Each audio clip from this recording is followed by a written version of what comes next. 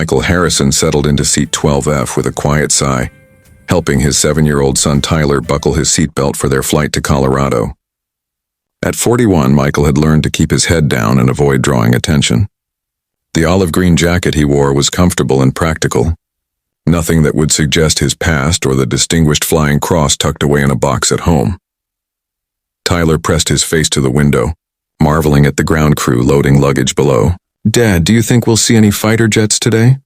Michael smiled, ruffling his son's sandy brown hair. "Maybe, buddy. You never know what you might see from up here." Across the aisle, Captain Rachel Morrison was reviewing flight schedules on her tablet, her blonde hair pulled back in a professional bun. At 38, she commanded respect as one of the few female F-22 Raptor pilots in the Air Force, currently traveling to Nellis Air Force Base for advanced tactical training. Her crisp uniform and confident bearing marked her as military, though she was traveling in civilian clothes for this commercial flight. As the plane pushed back from the gate, Tyler's excited chatter about airplanes caught Rachel's attention. She glanced over with a polite smile, noting the boy's genuine enthusiasm for aviation. "That's a really cool model airplane," she said, nodding toward the small F-16 toy Tyler was holding. Tyler beamed. "My dad got it for me. He knows all about airplanes, don't you, Dad?" Michael felt heat rise in his cheeks. "Just a little, son." Rachel studied Michael more carefully, recognizing something familiar in his reserved demeanor. "Are you in aviation?" she asked politely. "Used to be," Michael replied simply, hoping to deflect further questions. But Tyler, oblivious to his father's discomfort, piped up proudly. "My dad was the best pilot ever. He flew in the war and everything. Tell her about your call sign, Dad." Michael's jaw tightened almost imperceptibly. "Tyler, that's ancient history." Rachel's interest was genuinely piqued now. As a pilot herself, she understood the weight that call signs carried, the stories they told, and the respect they commanded. "What branch?" she asked gently. "Air Force," Michael admitted reluctantly. The flight attendant began the safety demonstration, but Rachel found herself studying the quiet man across the aisle. There was something about his bearing, the way he unconsciously scanned the aircraft, that spoke of serious training and experience. An hour into the flight, turbulence began to shake the aircraft. Tyler gripped his armrest nervously while other passengers murmured with concern. Michael remained perfectly calm, his trained eye assessing the situation automatically. "Dad, is the plane okay?" Tyler whispered. "Just some bumpy air, buddy. The pilots know what they're doing." Rachel noticed Michael's composed response and found herself leaning slightly forward. "You seem pretty comfortable with turbulence." Michael shrugged. "After flying combat missions, commercial turbulence doesn't register much."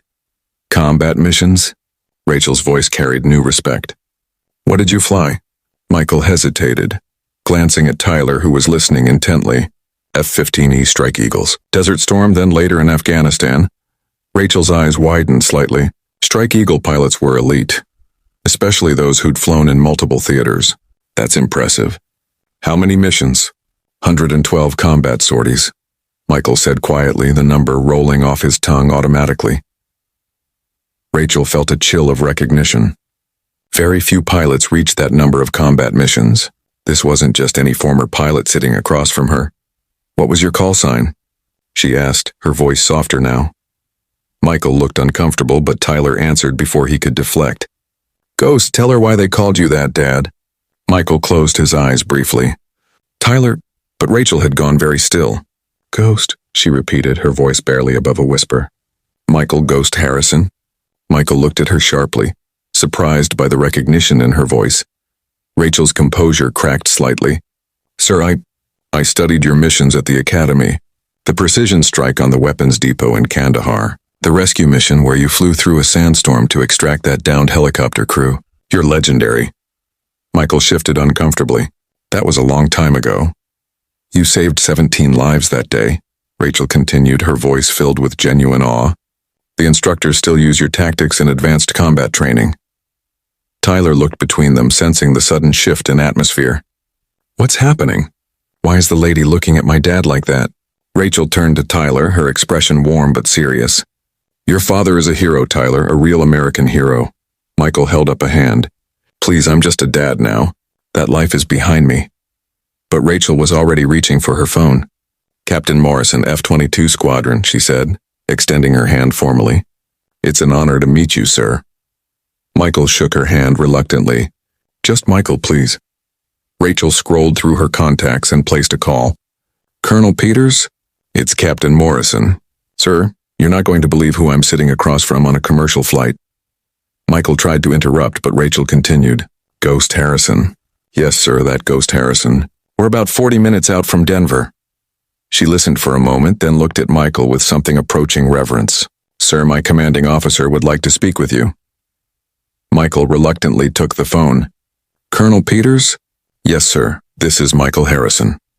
The conversation that followed was brief, but Tyler watched his father's posture straighten slightly, old habits reasserting themselves as he responded to superior officer with crisp, professional answers.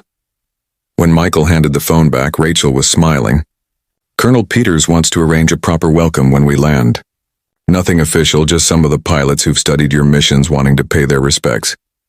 That's really not necessary, Michael protested. Tyler tugged on his father's sleeve. Dad, what's happening? Are you famous? Michael knelt down to Tyler's eye level. Not famous, son. I just did my job a long time ago, and apparently some people remember. Rachel overheard and gently corrected him. With respect, sir, what you did was far beyond just doing your job. You set the standard that pilots like me try to live up to every day. As they began their descent into Denver, Rachel made one more call.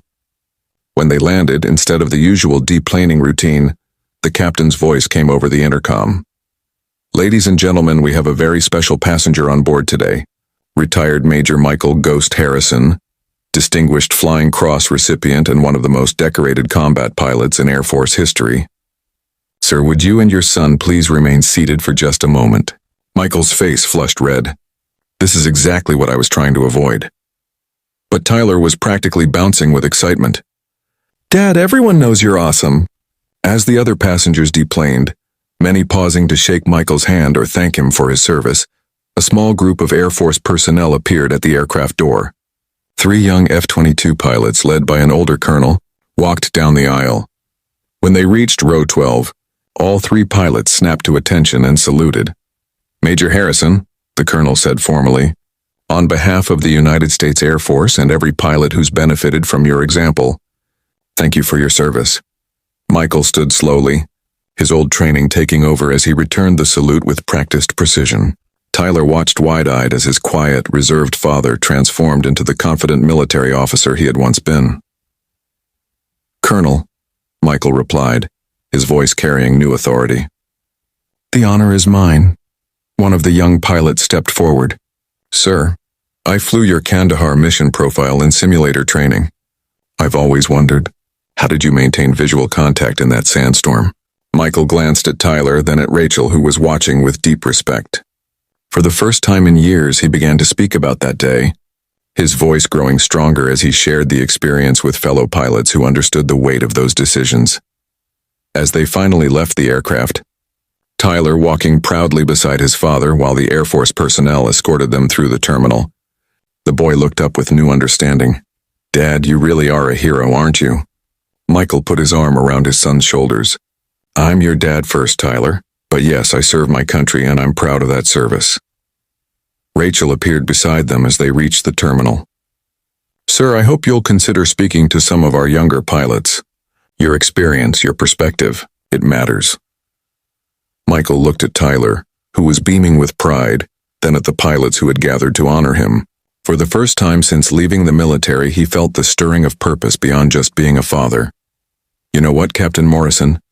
Maybe it's time I stopped hiding from who I was and started sharing what I learned. Tyler squeezed his father's hand. Does this mean we get to visit Air Force bases? Michael laughed, the sound carrying more joy than it had in years.